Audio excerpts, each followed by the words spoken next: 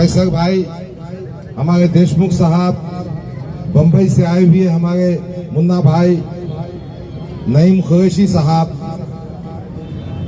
बशीर गौंस के मारक, मेरे बड़े भाई जिनकी हमेशा मुझ पर इनायतें रही है, हमारे प्रोफेसर सोहेल जलील साहब।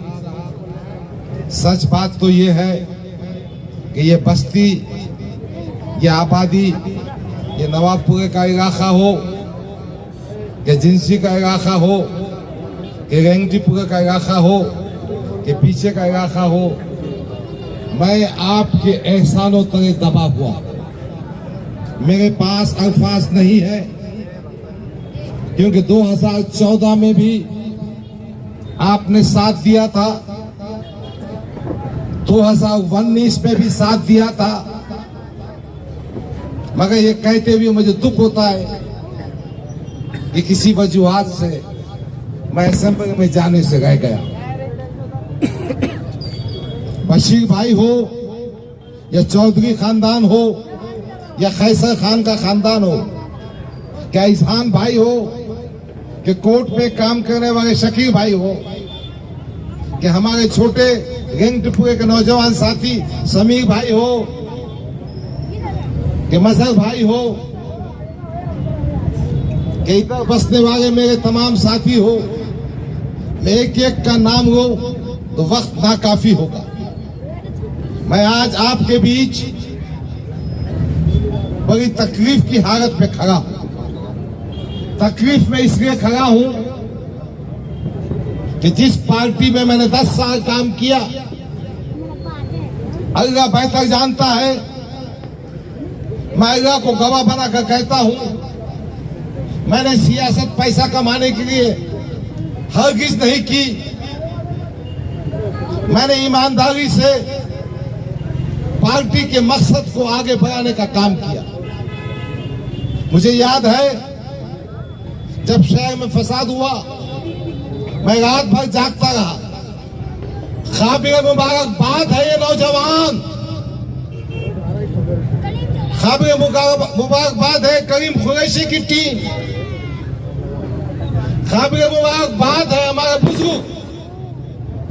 यही नौजवान थे जिन्होंने एक कप्तान की दुकान के सामने वो जंजाल ने जो हाथ में पेट्रोल का कैन लेके आया था, घर को भागने पे मजबूर किया। नौजवानों, तुम्हारी हिम्मत को सलाम। तुम्हारी वजह से ही हमारी दुकानें जलने से बची, तुम्हारी वजह से ही हमारी माओ बहनों की अस्पतें महफूज रही, तुम्हारी वजह से ही हमारे अमन व अमान रहा। मैं उन नौजवानों से फिर दिल की गहराइयों से अपील करता हूं, जब मैं चंपा चौक से यहाँ आता है तो उसकी अपनी माँ होती है, मगर हर माँ उसकी अपनी माँ होती है।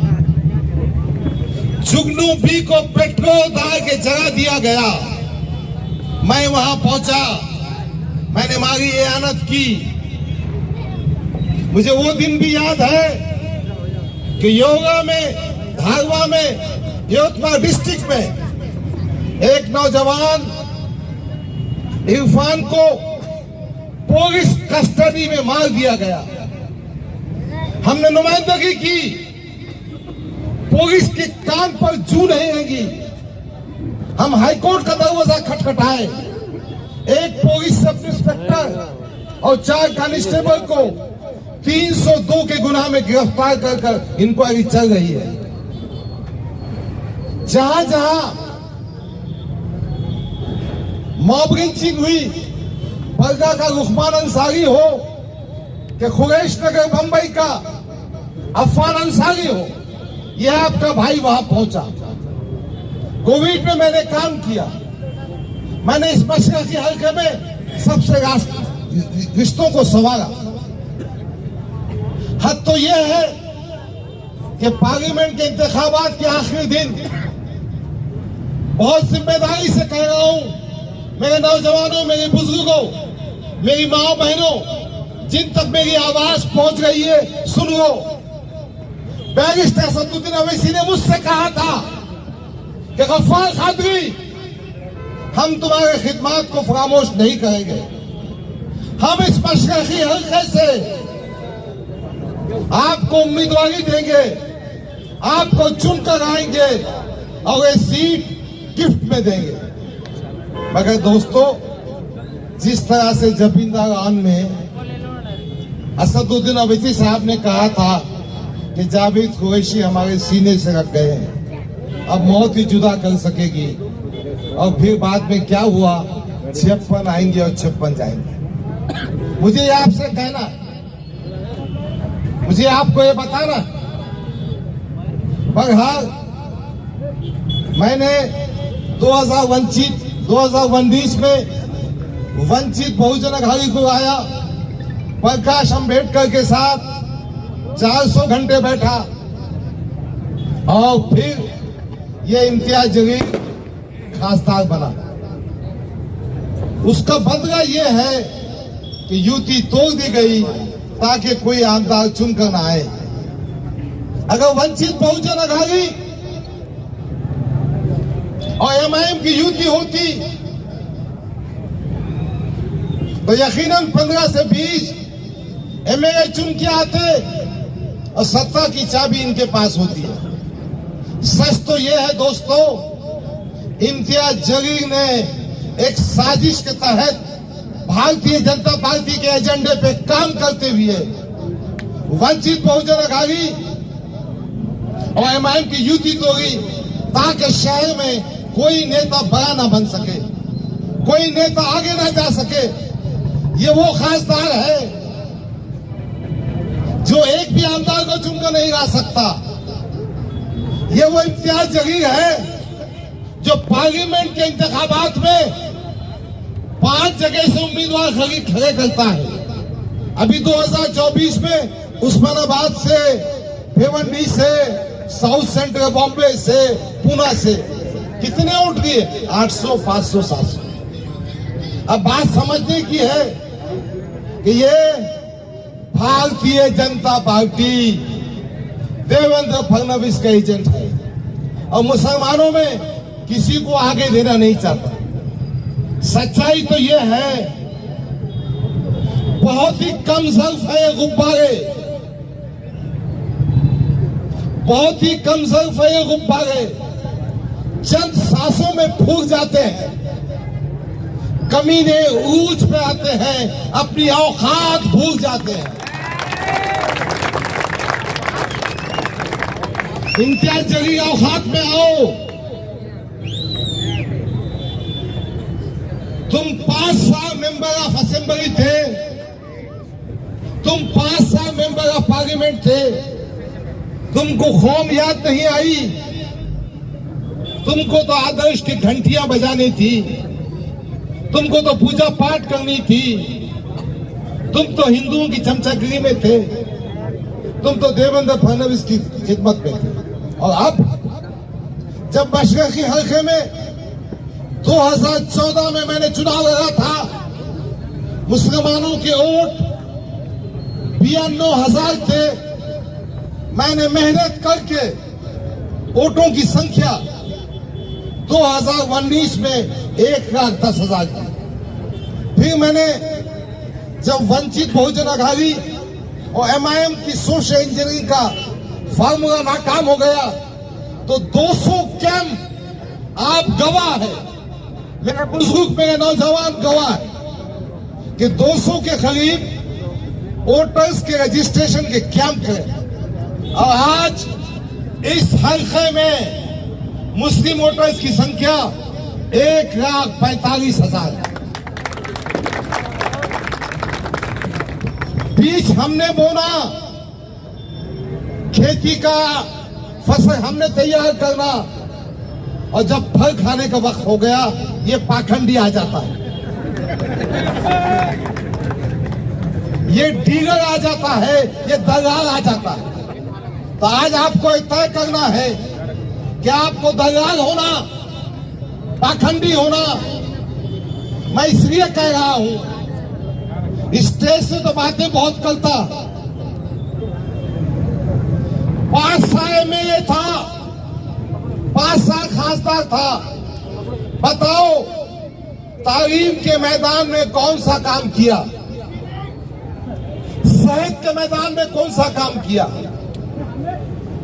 नौजवानों को रोजगार के लिए क्या काम किया? हाँ, अपने भाई को रोजगार दिला दिया, अपने बेटे को एजुकेशन के लंदन भेज दिया। बाकी बहुत बड़ी नंगी पार्टी है भाई।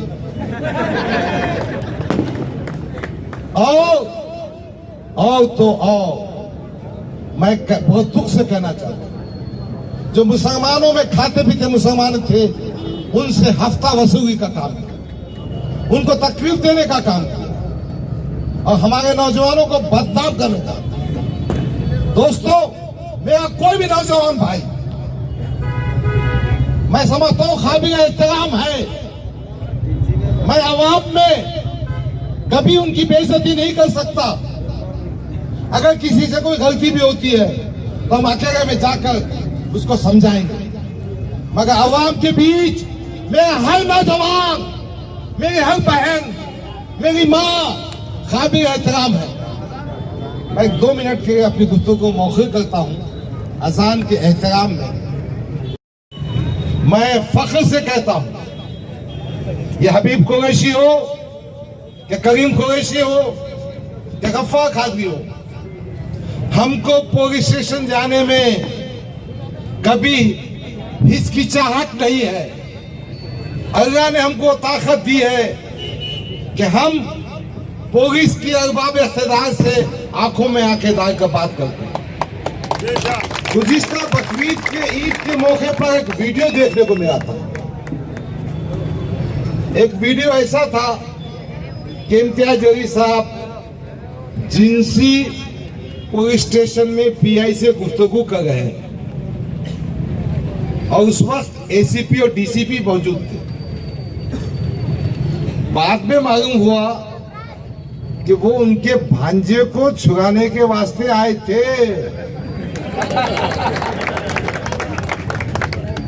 तो इनकी नुमाइंदगी सिर्फ भांजे, भतीजे, बेटे और भाइयों के हद तक है। हमारा मानना है कि ये सब मेरे बेटे हैं, ये सब मेरे भाई हैं, इनका दुख मेरा दुख है।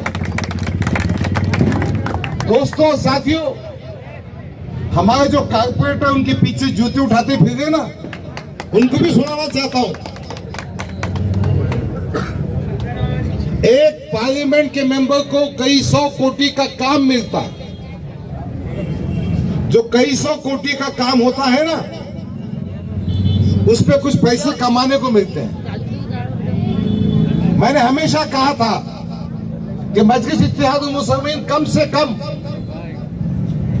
इन नौजवानों को, जिन्होंने बेगर्ज बेगौस बगैर किसी मकसद के इनको वोट दिया है, 10 लाख का, 20 लाख का, 25 लाख का काम दो। 10-20% उनकी कमाई होगी, मगर ये पट्टा इतना भारी है कि एक ही कॉन्ट्रैक्टर बाबा बिगड़ा। क्या कमीशन तय करके बैठा मालूम नहीं मेरे को। अभी तो सुना है कि नेहरू भवन का जो कंस्ट्रक्शन होगा ना, उसमें उसका भाई पार्टनर है।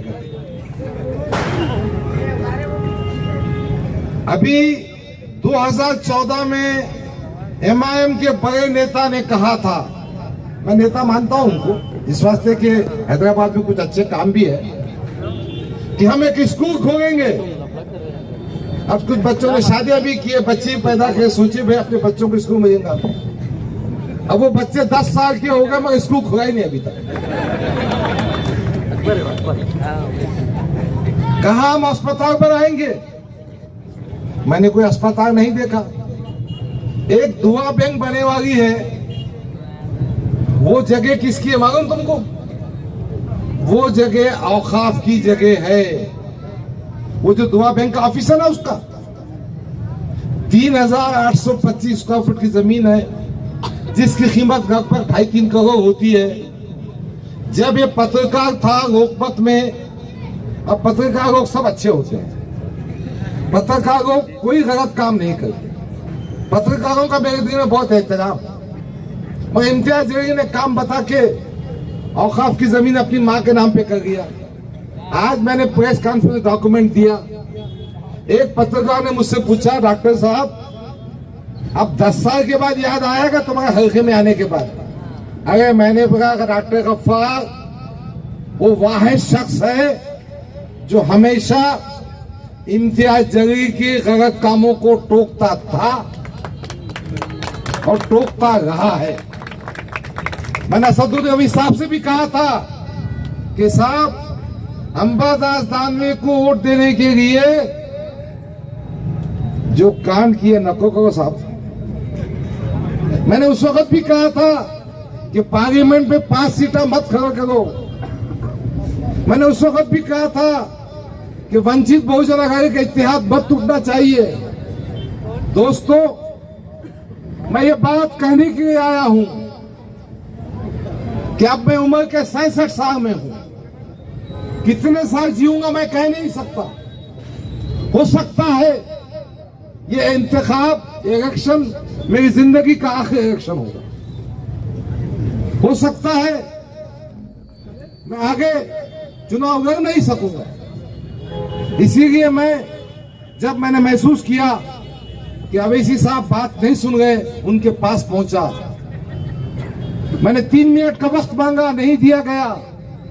और आज मेरा दिल भर आता है कि आप हजारों की तादाद में यहां सामने मौजूद हैं। मैं आपका शुक्रगुजार हूं।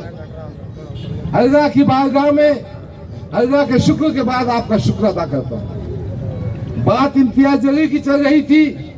दास्तान बहुत लंबी है। कुछ बातें सुनाया हूं और सुनाऊंगा, मगर सच बात तो यह है कि हम समाजवादी पार्टी के उम्मीदवार की हैसियत से अबू आसिम की क़ियादत में इस मशरक़ी हल्के से इसलिए चुनाव लड़ रहे हैं कि बीजेपी का सफाया किया जाए, अतुल सावे को शिकस्त दी जाए, नाथुराम गोडसे की औलाद को सबक सिखाया जाए और उन ताकतों को सबक सिखाया जाए जो कॉमन सिविल कोड की बात करते हैं। दोस्तों, साथियों, अभी हिंदुस्तान में कॉमन सिविल कोड ऑफिस नहीं हुआ, मगर उत्तराखंड में भारतीय जनता पार्टी सत्ता में है।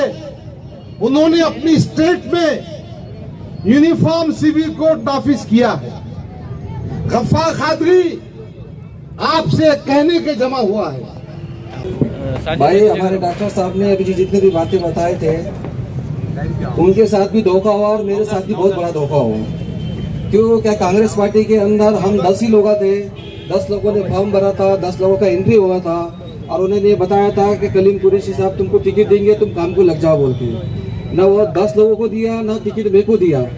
इसलिए मेरे को डॉक्टर साहब के साथ में आना पड़ा, क्योंकि अब मेरे पे जो पिछले इल्जाम लगाए थे डॉक्टर साहब के साथ में लेके कि डॉक्टर साहब तुम्हारे वैसे गिरे बोलते। डॉक्टर साहब मेरे वैसे नहीं गिरे थे, बहुत सारे लोग भी खड़े हुए थे और वो पिछला जो था मेरे पे इल्जाम, मैं वो मिटाने के लिए आज डॉक्टर साहब को सपोर्ट करने के लिए आया। और इंशाअल्लाह कल 4 तारीख के दिन मैं मेरा फॉर्म वापस पीछे ले रहा और मैं डॉक्टर साहब को सपोर्ट कर रहा। और तुम लोगों को बताना चाहता हूँ कि बहुत मजलिस करते हैं तुम, तो मजलिस ने ये सोचना चाहिए था कि डॉक्टर साहब को ये आखिरी टाइम था, उन्होंने बोले थे मेरा आखिरी इलेक्शन है, तो उनको सपोर्ट कर देना चाहिए था। और इम्तियाज जलील साहब को अभी भी बहुत सारा टाइम है कल 4 तारीख का, कि उन्होंने उनका फॉर्म वापस लेना और थोड़ा बड़ा दिल करना और डॉक्टर साहब को सपोर्ट करना चाहिए। डॉक्टर गफ्फार कादरी साहब, यहाँ के कॉर्पोरेटर कलीम कुरैशी साहब, हाजरान जलसा और मेरे मोअज़्ज़िज़ भाइयों, अस्सलाम वालेकुम। समाजवादी पार्टी के हमारे जो उम्मीदवार हैं गफ्फार कादरी साहब, जो उनके साथ नाइंसाफी हुई वो सब आपको पता है, मगर जनाब अबू आसिम आजमी साहब की जो औरंगाबाद शहर के लिए कुर्बानियां हैं वो भी मैं आपको बताता चलता हूँ। 2018 का जब फसाद हुआ औरंगाबाद का शाहगंज का, उस वक्त यहाँ के जो दुकानें जलाई गई, सुबह में सबसे पहले उठकर अगर कोई शख्स यहाँ पहुंचा तो वह जनाब अबू आसिम आजमी साहब थे। और अबू आसिम आजमी साहब यहाँ पहुंचे ही नहीं, फसाद ज़दा लोगों की मदद की। वो जो दुकानें जली उनको अपने जाती खर्चे से 25 लाख रुपए बांटे गए, सिर्फ 25 लाख रुपए बांटे गए उनको, और उनकी मदद की गई।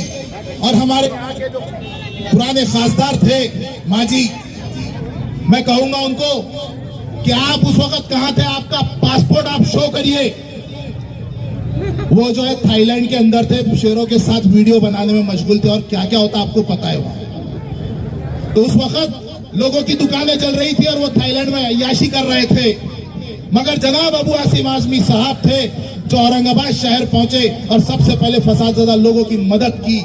आज समाजवादी पार्टी के पास ऐसे ऐसे खासदार हैं। कौन सी जमात है ऐसी बताइए आप जिसने एक आलिम दीन को खासदार का टिकट दिया, और ना सिर्फ टिकट दिया बल्कि चुन के लाया। महमूदुल्लाह मदवी साहब, जो महमूदुल्लाह मदवी साहब है, उनको समाजवादी पार्टी ने टिकट दिया। मस्जिद के अंदर इमामत करते थे वो, उनको जब टिकट दिया गया समाजवादी पार्टी का तो उन्होंने कहा कि मेरे पास फॉर्म भरने के तक के पैसे नहीं है। तो वहां के मस्जिद के जिम्मेदारों ने चंदा जमा करके फॉर्म भरे, और उस शख्स को, आलिम दीन को, समाजवादी पार्टी ने जो है तो खासदार बना के भेजा है। यह है समाजवादी पार्टी की कुर्बानियां। आज हो ये रहा है, मुल्क के अंदर फिरका परस्त ताकतों को ताकत देने के लिए एक जमात उठ जाती है और मुसलमानों को बोलते हैं हम तुम्हारा मसीह है, हम तुम्हारे मसीहा है। मगर ये मसीहा बनने वाले लोग, मैं एक बात कहूंगा इनको, जब गुस्ताखे रसूल को सजा दिलाने की बात हुई, मैं सलाम करता हूं जितने भी लोग गए थे वहां। लोगों ने अपने जाती खर्चे से वहां गए, बंबई जाने के लिए अपनी गाड़ियां लगाए, अपने खर्चे का पेट्रोल डाले, डीजल डाले और वहां गए। मगर आपने वहां जाके क्या किए? वहां जाके डिविजनल कमिश्नर को निवेदन दे दिए, कलेक्टर को निवेदन दे दिए। मैं समाजवादी पार्टी का शहर अध्यक्ष होने के नाते मेरे कायद अबू आसिम आजमी का जब मुझे फोन आया कि फैसल वहां से एक पीआईएल दाखिल करो हाई कोर्ट के अंदर रामगिरी महाराज के खिलाफ में, मैंने पीआईएल दाखिल किया हूं। आज उसकी 18 अक्टूबर उसकी हमारी अगली डेट है। और सरकार के जो सचिव है, सीएम का सचिव, मुख्यमंत्री के सचिव को नोटिस तक इशू हो चुकी है उस केस के अंदर। हमने हुल्लड़बाजी नहीं की, हमने जो है तो हाई कोर्ट का जो कानून का दरवाजा है वो खटखटाया। आज गफ्फार कादरी साहब को बोल ये रहे हैं कि आपने हमारे को गिराने के लिए खड़े करे, आप जो है तो उनको गिराने के लिए। तो अरे बाबा, जब कोयले की जो खदान रहती है, पता है आपको, कोयले की खदान के अंदर हीरा पड़े पड़े वैसे ही पड़े रह जाता, मगर उसको तराशने का काम समाजवादी पार्टी ने किया। डॉक्टर गफ्फार कादरी साहब, आप वो हीरा है जो असेंबली के अंदर जाके, जो सेशन के अंदर जाके मुसलमानों की सही आवाज उठाएंगे। नारे लगाते हैं ना, कौन आया कौन आया, शेर आया, शेर है, शेर तो जंगल में रहता ना, ये तो पिंजरे का शेर है। जो बीजेपी बोलेंगी वही सुनेगा, जो शिंदे सरकार बोलेंगी वही सुनने वाला शेर है ये। मगर हमारे पास अबू आसिम आजमी साहब जैसा एक जो है बब्बर शेर है, और जो बब्बर शेर है ना वो असेंबली में दहाड़ता है। औरंगाबाद का जब नाम का मुद्दा आया तो सबसे पहले असेंबली में खड़े रह के बोलने वाली कोई शख्सियत है तो वो जनाब अबू आसिम आजमी साहब है। और औरंगाबाद शहर